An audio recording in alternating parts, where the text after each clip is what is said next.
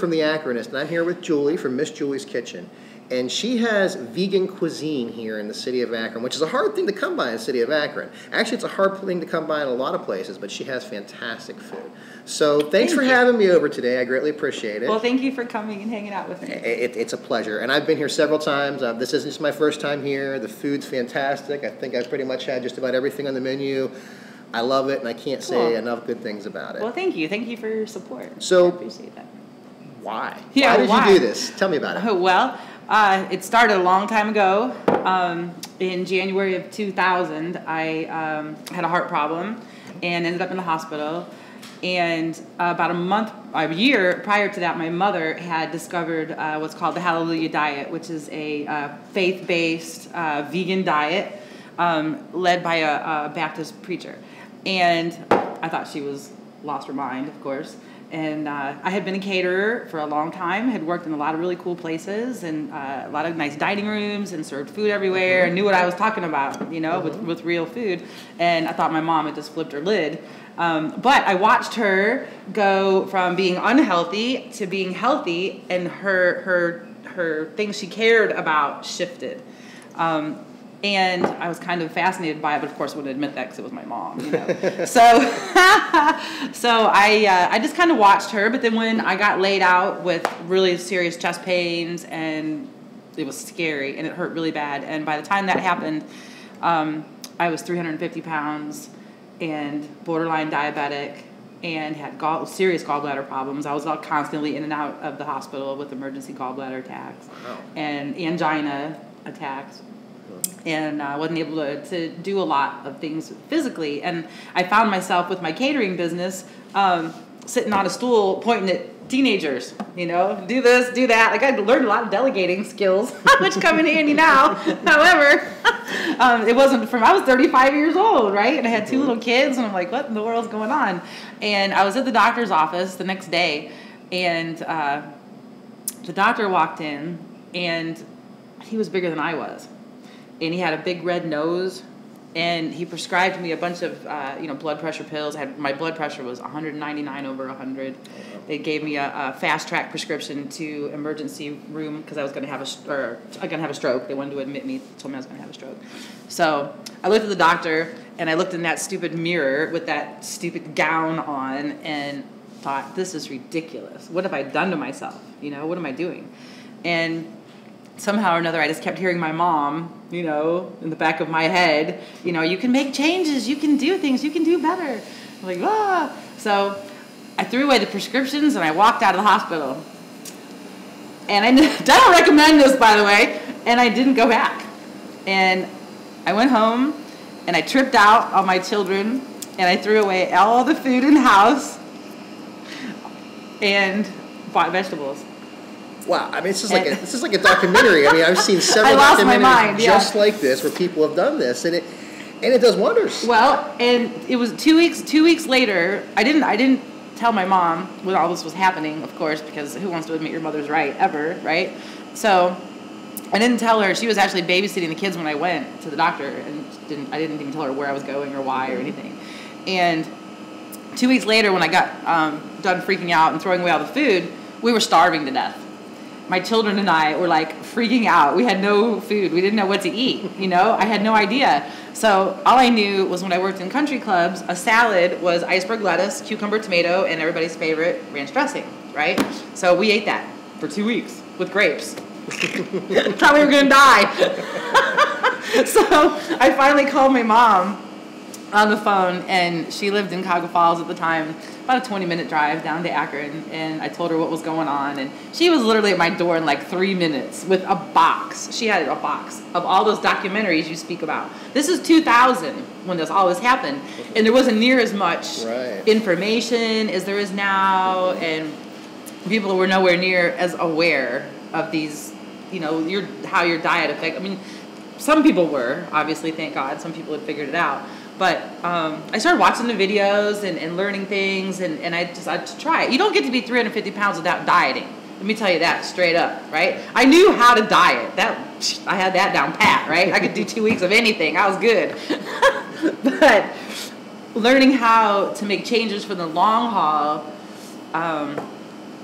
that was difficult. And learning how to make food that I actually liked, that was insane. I didn't like the food. I spent so much time in the basement of the library downtown, the main library, just reading cookbooks, just going through all the vegetarian cookbooks and the vegan cookbooks and trying to learn, and I didn't really care for a lot of the food.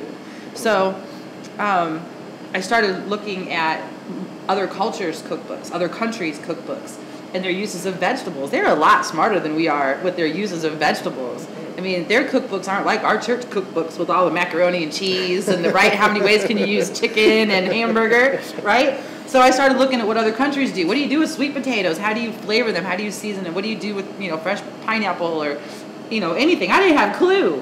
I didn't have a clue. I was standard American, hamburger helper. Let's do it, With my catering business, we served really good food, but it was still all meat, cheese, cream cheese everywhere, right? Everything had cream cheese and sugar. And so I knew a lot about food service from the work that I had done.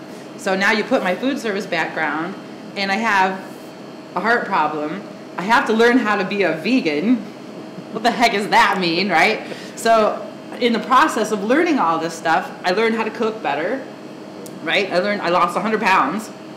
But I also became aware of all these other issues that are wrapped up kind of around the big issue of our health and our health systems and all the money we're spending. I never took any of those pills, you guys. I didn't do that. I didn't take the pills. I didn't go to the hospital. I'm not perfect. I'm still a chubby girl, right? But I work hard. I'm not sitting around complaining about how I feel anymore because I feel great. Right? I swim, I work out, I do this, I run a farm, I go dancing, I have friends, and I just turned 50. So the quality of life, you can't deny that my quality of life has just skyrocketed. All from learning about what you consume, what you take in your body, and what you eat, basically. Right. Very simple stuff. I mean, it shouldn't be as difficult. It sounds too simple to be true, but as you said, it does. It's a matter of people have to be comfortable with coming in and trying new things and learning what they're going to like. Because there is, like you said, a lot of people walking here terrified. It's hilarious. I've brought people here that have been terrified. I have to admit. I try to show them something different. They're like, what in the world's going on here? Am I going to eat a hemp seed burger? Really? Like, just try it. It'll be great. Right. And usually people don't have an issue with it. I've never had someone that I've brought in that's been, that was horrible. They usually like it. Yeah, we haven't either. I mean, we get great reviews. People generally like the food. We're not perfect. I will never be the one to tell you I'm perfect. I don't know everything. I don't know how to do everything. I'm right there with everybody else. I'm learning all the time. I love to learn about this stuff. It fascinates me, and it's taken me further and further into understanding of myself, of my body, of my emotions, of why I want to eat. Right, I can still go off the deep end and eat a tray of brownies. Trust me. Right? Our brownies are the bomb. I mean, I'm still perfectly capable of that, and that's the same kind of behavior that led me to being 350 pounds in the first place. So even though I eliminated a lot of the stuff that caused that, there's stuff going on up here and in here that has to go along with it. So I had to learn how to love Miss Julie, That's the first step. Right. First off. No matter where I was at, no matter what I looked like, no matter what other people thought of me. So many people told me, people don't want to eat that kind of food. Nobody's going to want to go to a place like that, I had $500 when I opened this restaurant. I was working out of my house. I believed in this so much. I was telling people for 10 years, I'm going to have a vegan restaurant in Akron. Everybody's like cracking up. And you guys know, man, you were laughing at me. And I just knew that this was what I was going to do. And when I was working and all the other places, I was like, do this, young folks. Pay attention to what's going on. Right? Don't just go there and expect to get a paycheck. Go there and get knowledge. Go learn everything they're doing wrong, because I'm telling you, they're doing stuff wrong. They're doing stuff right too. So pay attention. Go learn that stuff. Go. Even if you have to volunteer for what it is that you're interested in and you're passionate about, go learn about it firsthand. Right? So I worked in kitchens everywhere just to get that knowledge, right, of every aspect. And I'd ask questions and I would learn. That was my school. I never went to college. That was my training ground. Thank you, everybody, for putting up with me. But everybody I worked for is laughing right now. I love that idea that you found something that you were good at, and you turned it and you found a passion in what you were good at. And that's a good lesson for people to have, because it's great to pursue your passions, but sometimes you should find something you're good at first, and then find something passionate about it, and then change it. And this is what you're willing to do. You're willing, and from what I understand too, in time here, we're going to start learning a little bit from you. Learning how we can garden, learn how we can cook healthier, learning to eat those scary green vegetables that you don't know what they are. You've probably only seen them in Chinese food or something. But yeah, learn to do something different with those. And that's what that excites me. That's the kind of thing that excites me. I wrote 3 cookbooks thinking I was going to change the world, and what I realized is that people just like I do buy cookbooks. Oh, this is pretty, you know, and we'll go through and we'll sit with our highlighter, and then we'll put it beside the couch, and then we'll buy another one. Next thing you know, it's like 3,000 books buried in the bottom, you know, and you pull it out and you make one restaurant, you know, 1 recipe or 2 recipes, and then it goes back to the bottom of the stack, and then you keep, you know. That's what we do. And now we've got all the online recipes. There's a ton of resources. But if your mindset isn't focused on this, this has to be a priority in your life if you really want to make serious changes and feel better and experience, you know, the better quality of life. I don't know what I'll die from. Who knows? I could get hit by a bus. I could get cancer. I don't have a clue.